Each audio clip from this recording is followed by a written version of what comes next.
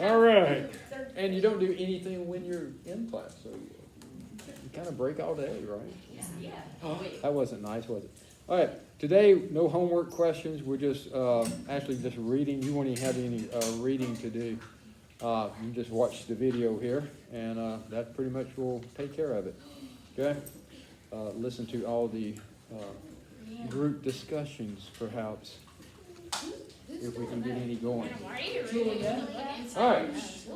We're going to talk about two things today. We're going to stop talking among ourselves and listen to me. Because just because I don't have homework questions doesn't mean I can't give you a pop quiz on what I understand if you're talking about. So you might want to tuck that one away somewhere and pay attention. Okay? All right. We're going to talk about women on the home front during World War II, what was going on back home. And we're going to talk about the Holocaust. Okay? Because we talked about the Nazis yesterday, so we'll kind of tie the Holocaust into that.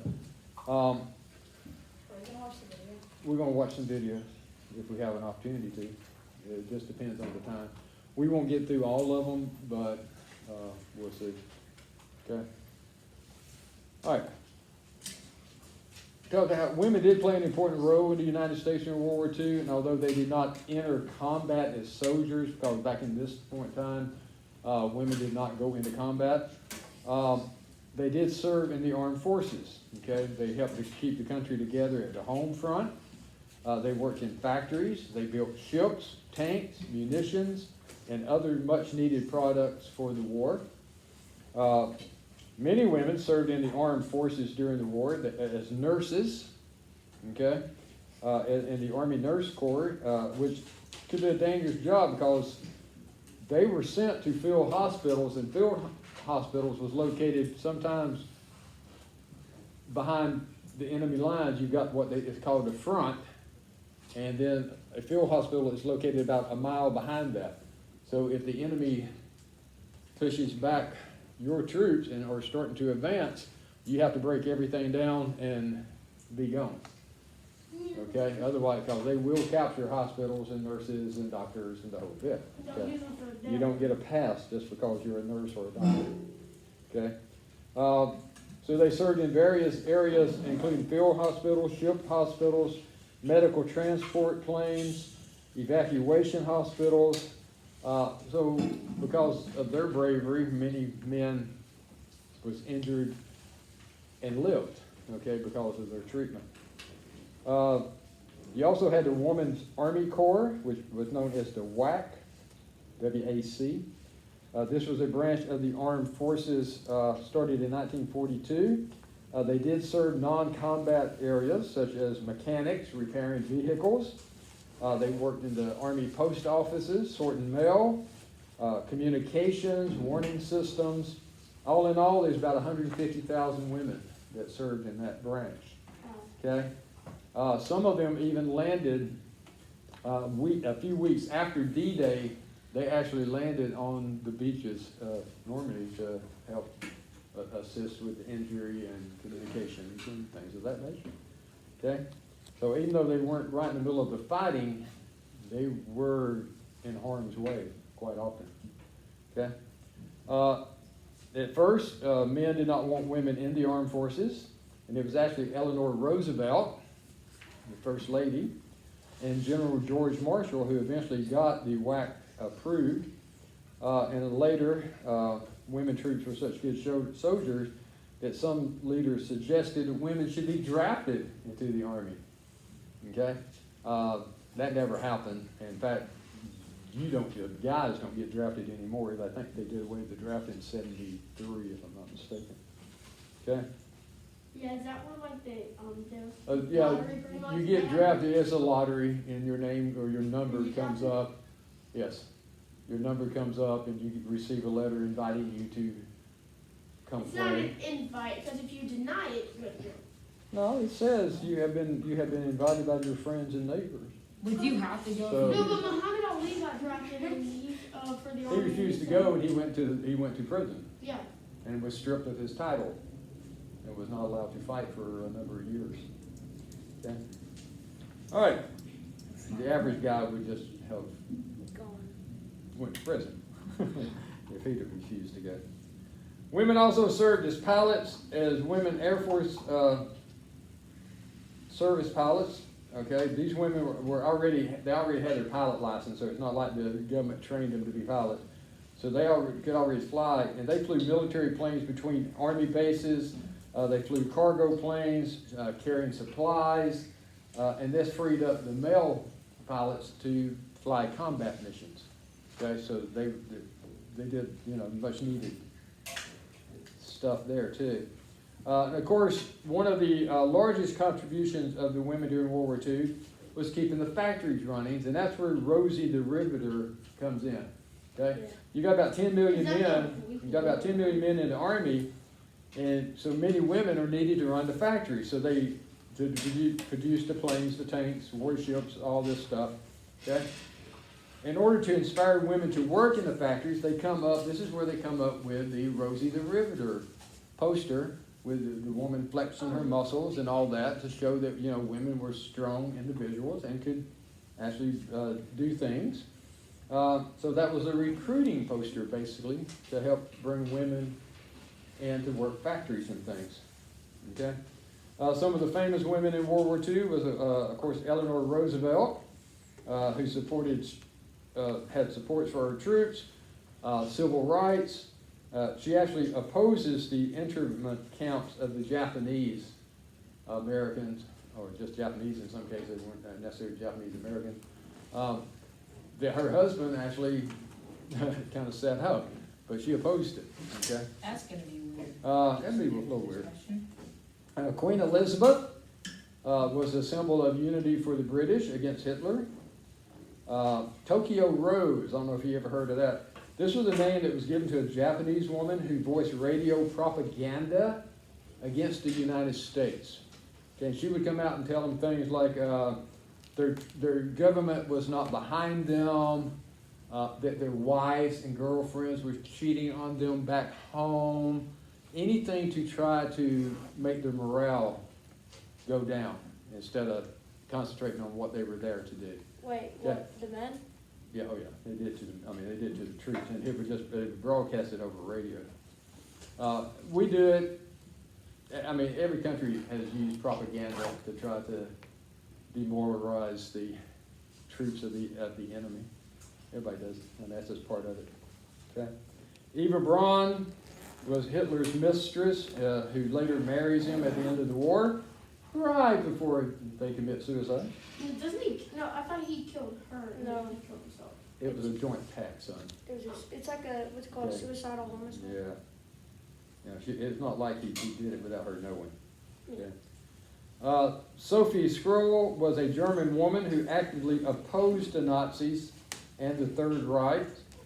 She was arrested for protesting the war, and of course was executed because she disagreed with Adolf Hitler. Okay? And Anne Frank, who was a Jewish girl who became famous for her diaries while hiding from the Nazis for 2 years before her family was eventually caught and taken to a concentration camp. Anne Frank actually dies in the concentration camp. Her father survives, and that's how we have her diary that was turned into a book. Okay? Okay. Then you got the Holocaust. Okay, and this is one of the many dark areas of history. It occurs during World War II when Hitler was the leader of Germany. 6 million Jewish people were murdered by the Nazis. This included over 1 million Jewish children.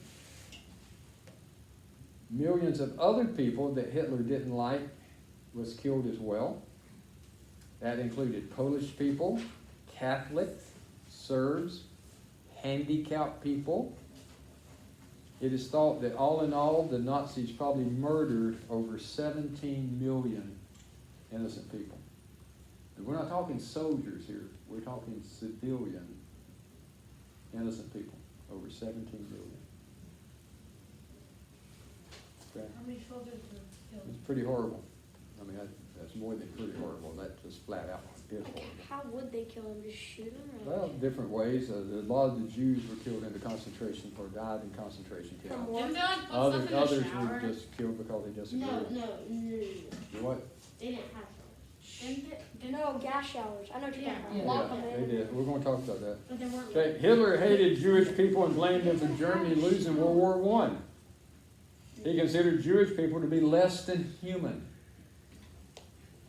Okay?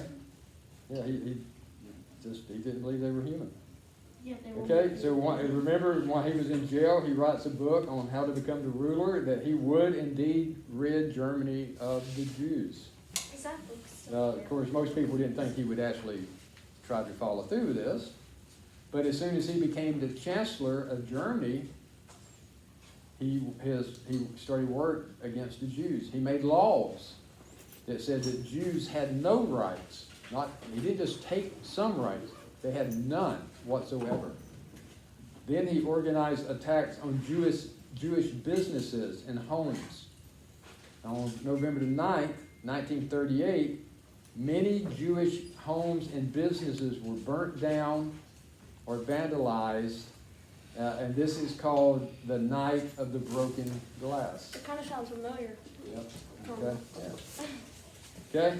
Now, during World War II, when the Nazis would take over a city in Europe, they would force all the Jewish people into one area of town, and these areas was called a ghetto.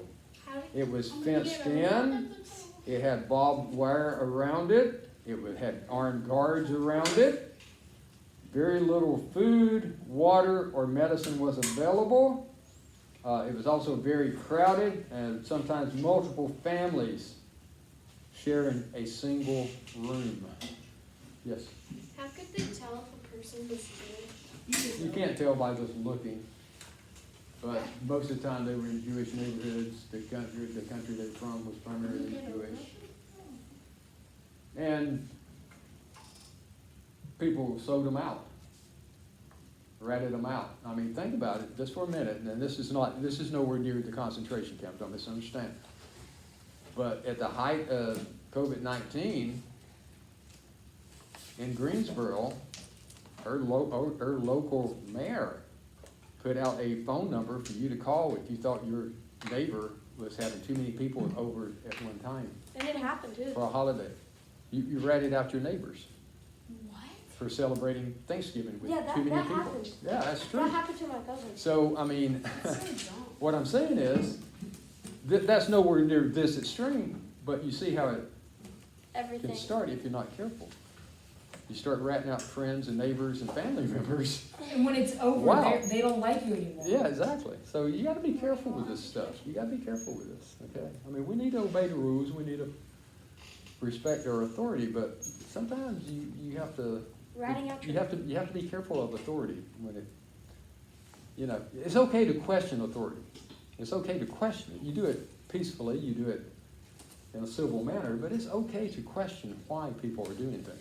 If someone had questioned Hitler early on, maybe things would have changed. Of course, they probably would end up dead, to be honest with you, but possible. Yes. My neighbor, even, and he did it around Halloween, I'm pretty sure it's still, he has caution tape around his house, so people won't come into his house and say hello, because he's so scared. So I'm just so nervous when I invite people over that he's gonna somehow call this number and be like, oh. Yeah, it's possible. I feel like there's this All right. one guy in my neighborhood.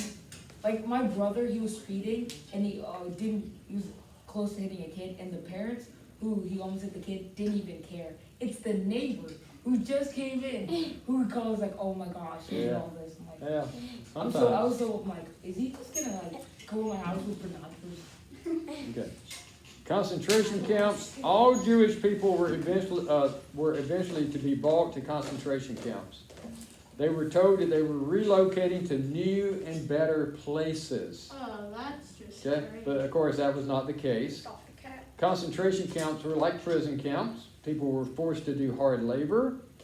The weak was quickly either killed or died of starvation. Some camps even had gas chambers. That's what Seth was talking about. They would actually, you hear the stories where they thought that they were going in to be able to take showers, and they'd lock them in and turn on the lethal gas that would kill them. Okay? I just don't understand how they're pretty much, they just look a little bit different than you. They And don't then look you any get different. They don't look If- any if a Jew, if one of us is Jewish, you cannot look at it and go, oh, there he is. They don't look like animals or something. I mean, they're people. Exactly. But, That's what. but they treat them horribly and they torture them to death. Yes, but that They're humans. that wasn't because what they looked like. It was because of their religion. Okay. Some camps had the gas chamber. People would lead them into the chamber in large groups, only to be killed with poison gas. The concentration camps was obviously horrible places. Hiding. Many Jewish people would hide from the Nazis during World War II. They would hide with non-Jewish families. Sometimes they would pretend to be part of that family because, again, they did. They blended in, right? And sometimes they would hide in hidden rooms or in a basement or an attic. And I just read a thing talking about where a woman that survived all this talked about how even the hidden room, that they would have a place that they could hide in case the Nazis found the hidden room. And a lot of times it would be under the floorboard, and she was talking about they would only be like this much space for them to try to be under the floorboard. So if you were a big guy, you weren't going to be able to do that. But the children could possibly hide there. But can you imagine you're in a hidden room, and now you got to find another place to hide in case they find that room? Like, would they just go around and search Oh people's yeah, houses? yes they would. And if they got tips that you were hiding them, they would just break right in and search the whole home. Would they Okay. go to, like, if They somebody would was, you're reading the hiding place, right? She wasn't Jewish, she was Dutch. She was hiding Jews. She ends up in a concentration camp. Okay? So, some were able to eventually escape across the border into free countries, but many hid for years, sometimes in the same room. Can you imagine being in the same little cramped room with your entire family for 2 to 3 years and not able to leave that room? Yeah. imagine how, kill each other. Yeah, you would. Twitch that more, imagine how stiff you would be. Like, because like, you're Well, in like a they- little room. They would move around and stuff. Yeah. But it would be hard. It would be hard. Okay? There are many stories of Jewish people striving to survive during the Holocaust and the heroes who helped them. Anne Frank, again, tells the real life story of a young girl named Anne Frank. She and her family hid from the Nazis for 2 years before they were betrayed and captured, and they returned them in. They said, hey, these people are hiding Jews. So they came in and caught them. Okay? Imagine if they just killed the guy who said it. Anne died in a concentration camp, but her diary survived. Well, when you're afraid for your life, you're being told to rat out anything you see. You're afraid if you don't, and they find out you knew but didn't tell, that they're going to come for you and your family. So it's scare tactics. That's what it is. Okay, And it works. of course it works. Schindler's List is a movie about a German businessman who manages to save lives of over 1,000 Jewish people who worked in his factory. They made a movie about it. That's pretty. It 1,000 is, people. it's rated R, not because of anything other than it shows a true Story. picture of The whole. what was going on. And so it's not suitable for young children to watch, obviously. Okay, it's because I'm very careful, even at your age, I'm careful at the images I show. Because some of them are just, I mean, they make me cringe. I mean, it's just, no. Okay. The Hiding Place, you guys are reading. This tells the true story of Corrie ten Boom, a Dutch lady who helped hide Jewish people from the Nazis. Of course, she gets caught by a spy, okay, and is sent to a concentration camp. Okay. Now, she survives the concentration camp and actually writes the book about her time before and what happens during the concentration camp. Okay, so that is a live, that is a honest to goodness, that's not a made up story. Okay, when you're reading that book, you're reading what actually went on with this individual and her family. Okay, so I know somebody said yesterday, when's it going to get interesting?